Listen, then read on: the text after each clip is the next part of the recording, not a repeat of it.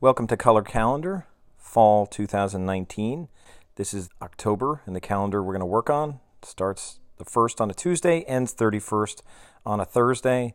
These are the instructions, and we're going to start here going into Word and do this from scratch. There's no file to download or start working on. You're going to create it brand new, but just remember a couple things. You're going to make it landscape, and you're going to take away any spacing, and you're going to adjust the margin. So make sure you do that first, and then we're going to put in a table and start making our calendar. So I'm going to launch Word, and I'll start with a blank document, and I'll make sure that I make it landscape. So I'll go into Layout, and that would be Orientation, and I'll make sure it's landscape. And you could zoom out to see a little bit better if you need to. There you can see it's landscape, but I'll zoom back in. And I need to change my margins. If they're not, I'll just make sure that they're 1 inch all around. So I'll do that. One thing to double check is it says space before, space after is set to 0. I probably have it set that way, but you may not.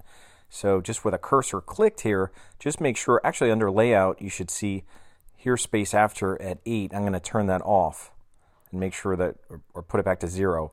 And if not, you could go to your Home tab as well and then open up the paragraphs. If you're on a Mac, you could use this thing and go to line spacing options and just make sure the before and after for spacing is set to 0. Or on a Windows, you can use this button to open up the same thing. Just make sure this stuff is 0. And we're going to insert a table. So we're going to go to Insert, and we're going to go to Table. And instead of highlighting these things, which you can do, I don't like to do that. I'm just going to insert table, and we're going to do 7 and 7 for this month and this year. So that means 7 columns, 7 rows. Now it'll be auto-generated to kind of fit in your margins right now, and that's all you have to do is just make it 7 and 7 and hit OK. Now it'll be, each row will basically have the height of your font, like 12 points, so we're going to have to change that. So let's go back to our instructions. It says highlight the top 2 rows of the table and make 0.25 inches high, the 1/4 inch high. So that's the top 2 rows, so I'll go back. I'll highlight, and I'll go outside here. It's easier to kind of go outside here to highlight things. So I'm going to go outside here, and don't try to go inside, just go outside so you get the white arrow.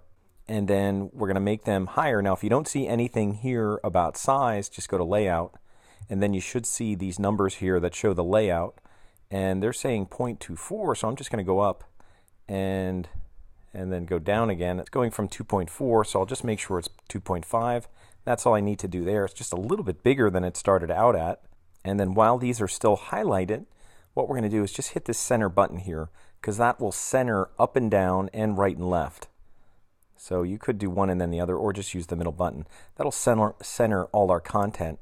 Now one thing you could do, I don't have it on right now, I don't think, if I put on my Show Hide button, then I could kind of see what elements inside those cells would be centered. So they're centered up and down, right and left, and we're going to put our main title here, and then we're going to put the days of the week here. Back to our instructions, and it says merge all the cells in the top row, and that's where our title is going to go. That's going to say October 2019, and we're going to make it 18-point Arial black. So we'll do that all at once, and I'll just go back and do that. We're going to highlight just the top row, and we're going to merge those cells. So if you don't see anything about merging, go back to Table Tools, and I'm going to go to Design and look for Merge, and I don't see it, so I'm going to go to Layout, and then I'll look for Merge, and there it is right in the middle there of Layout. I'll hit Merge. It'll merge them together, and then I'll click in here, and I'll just type October 2019, and then I can highlight it and go back to my Home tab and make it Arial black. That's a font, Arial black. It's not Arial using bold, it's Arial black, and we'll make it 18. And that's all we have to do so far. And back to our instructions, highlight bottom 5 rows, make them 1 inch high. Now in some other videos we make them a little smaller because we may have more weeks. So we only have 5 weeks in October, so we're just going to make them 1 inch high because we have a little bit more room. So we're going to go back to Word and highlight the bottom 5 after the first 2. And I'm going to go back to Layout. And here you can see that's the height at 0.24. We're just going to go up on that and keep going until we get to 1. And for whatever reason, if it went off the page, you could always make it 0.9 or something like that. That's what we do when we have more weeks in a month, but that'll be good for what we're doing now. So this is kind of our black and white grid so far. And I guess you could figure out what's going to happen next. We're probably going to put some days of the week in here, but let's just check our instructions just to make sure. So while we're still highlighted, we could change the font in there and make it all 12-point Arial black. And then we're going to enter the days up top. And then we'll enter the numbers. So we're going to do all that right now. We'll go back here. And while everything's still highlighted, I'm going to go to my Home tab, make it 12-point, make it Arial black. And then even over here, I can make these 12-point Arial black. And then I'm just going to put in the days of the week, starting with Sunday. And you could just hit Tab to go to the next one. Tab. Tab. So now we have those in there. And then we're also going to put in the days of the week. We said, based on our sample, if you remember looking at our sample, we'll take a look at that again. So everything's black and white right now.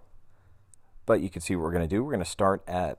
And these will be left justified, so they'll just stay where they are. So we're going to start there with 1 and put in all the numbers going up to 31. You could put a 1 and 2 at the end and make it gray if you want, or you could stop at 31. So I'll do that right now. I'll just start that and then pause the video and finish that up. So I'll just start here with 1, and you get hit Tab 2, Tab 3, Tab 4, and so on. Okay, so I have all my numbers in here. And I didn't save this yet, so I might want to save it at some point. So I'll do a save as, and I'll just save it as, I'll just put FA in here since I know it's fall. I'll just put FA in there so I know it's fall. You don't have to because it'll be the only calendar you have. So I'll just make sure that's saved. On our instructions, we're done with pretty much laying it out. Now it's going to be the color. So we're going to go back and do the color stuff, the orange stuff, the black stuff, and then putting a pumpkin in here, coloring that orange, coloring those gray, whatever you need to do. And that, I believe, is on the next page. We got the first page done, so we're going to add the colors. Now, it says shade the top row light orange, the next one dark orange, and then we're going to alternate. So let's just look at it. There's the light orange, and then this is going to be dark orange. So let me do the dark orange first. So that's what we're going to do. So I'll make this dark orange. That'll be easier. And remember, it's not the fill color. When you do that, you're going to have to go to design, and that will be the shading.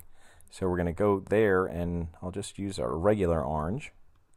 And then while it's still highlighted, I'll go back to my Home tab and make the text white so it stands out really nice. And then I'm going to highlight this and hold Control and highlight this row and this row. So just the alternating rows here, which would be the 1, 2, 3rd row and then the 5th row, and that should be it. And we're going to make those like a light orange. So if you see the paint bucket right here, you could use this too. I went back there, but actually in the Home tab, I could just use the paint bucket, and I'll use kind of a light orange, something the second orange down. You could go to the 3rd one, doesn't matter. So we'll use that, and let me go back and look at my sample, and that looks about right. We just have to make the borders darker.